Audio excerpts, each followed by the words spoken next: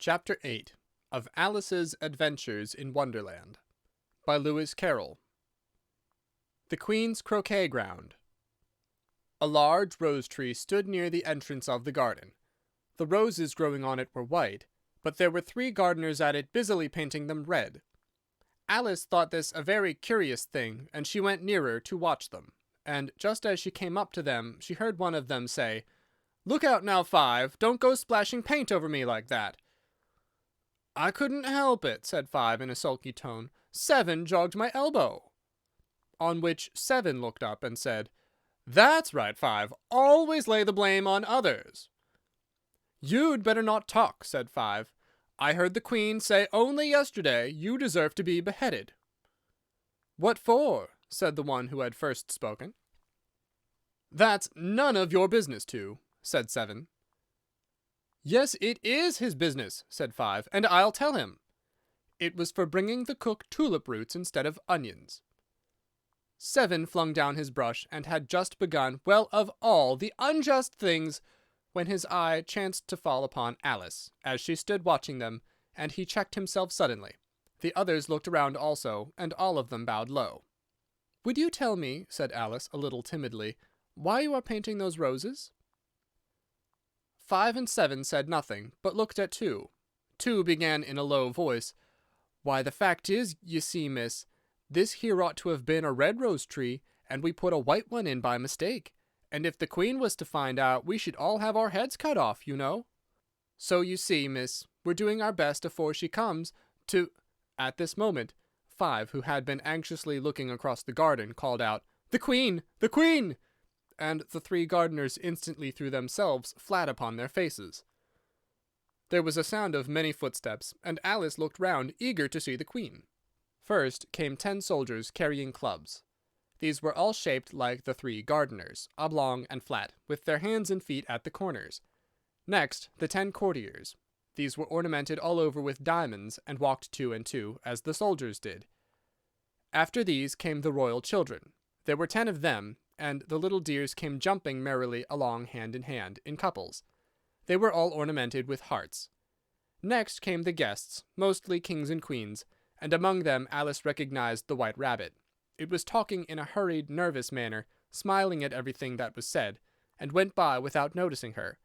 Then followed the Knave of Hearts, carrying the king's crown on a crimson velvet cushion, and last of all this grand procession came the King and Queen of Hearts.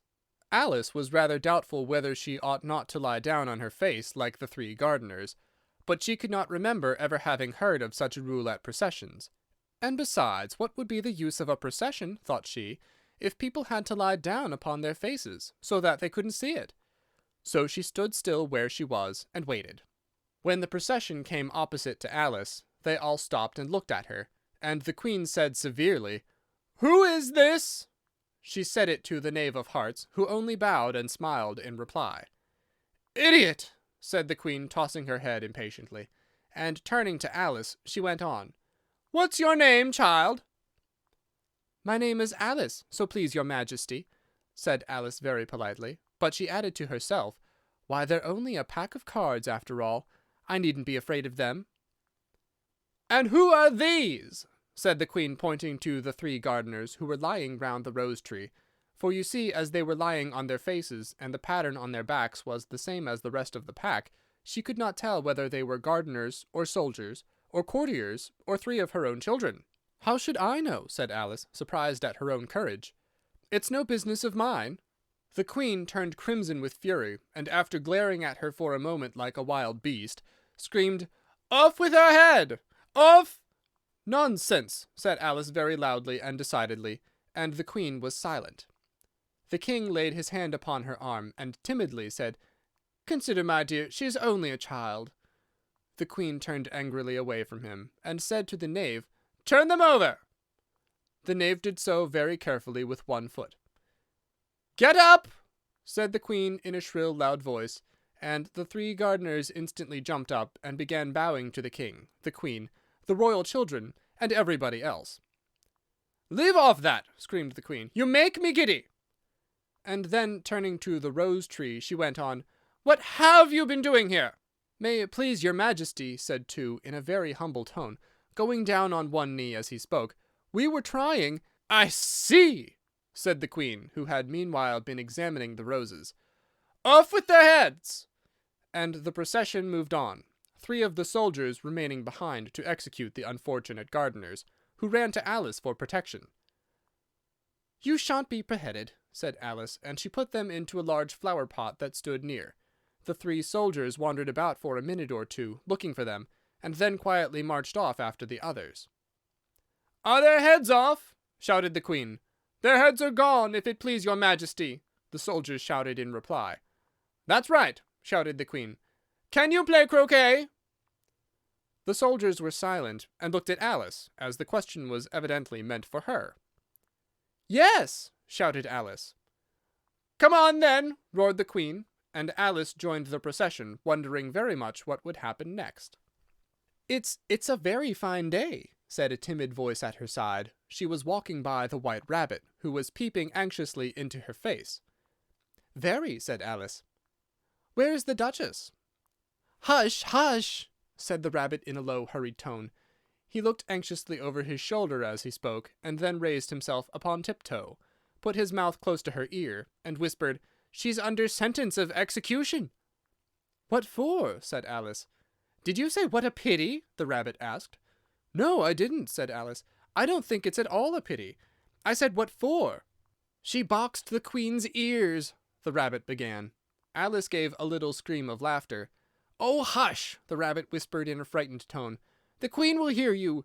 You see, she came rather late, and the Queen said—" "Get to your places!"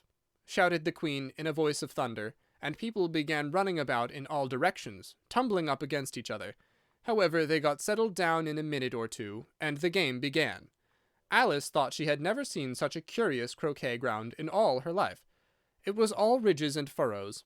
The balls were live hedgehogs, the mallets live flamingos, and the soldiers had to double themselves up and to stand upon their hands and feet to make the arches.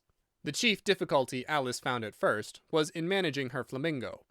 She succeeded in getting its body tucked away, comfortably enough, under her arm, with its legs hanging down, but generally, just as she had got its neck nicely straightened out, and was going to give the hedgehog a blow with its head, it would twist itself round and look up in her face, with such a puzzled expression that she could not help bursting out laughing. And when she had got its head down, and was going to begin again, it was very provoking to find that the hedgehog had unrolled itself and was in the act of crawling away. Besides all this, there was generally a ridge or a furrow in the way wherever she wanted to send the hedgehog to, and as the doubled-up soldiers were always getting up and walking off to other parts of the ground, Alice soon came to the conclusion that it was a very difficult game indeed. The players all played at once without waiting for turns, quarrelling all the while, and fighting for the hedgehogs, and in a very short time the Queen was in a furious passion, and went stamping about and shouting, "Off with his head!" or "Off with her head!" about once in a minute. Alice began to feel very uneasy. To be sure, she had not as yet had any dispute with the Queen, but she knew that it might happen any minute. And then, thought she, what would become of me? They're dreadfully fond of beheading people here. The great wonder is that there's anyone left alive. She was looking about for some way of escape, and wondering whether she could get away without being seen, when she noticed a curious appearance in the air. It puzzled her very much at first, but after watching it a minute or two, she made it out to be a grin, and she said to herself, "It's the Cheshire Cat. Now I shall have somebody to talk to." "How are you getting on?" said the cat, as soon as there was mouth enough for it to speak with. Alice waited till the eyes had appeared, and then nodded. "It's no use speaking to it," she thought, "until its ears have come, or at least one of them."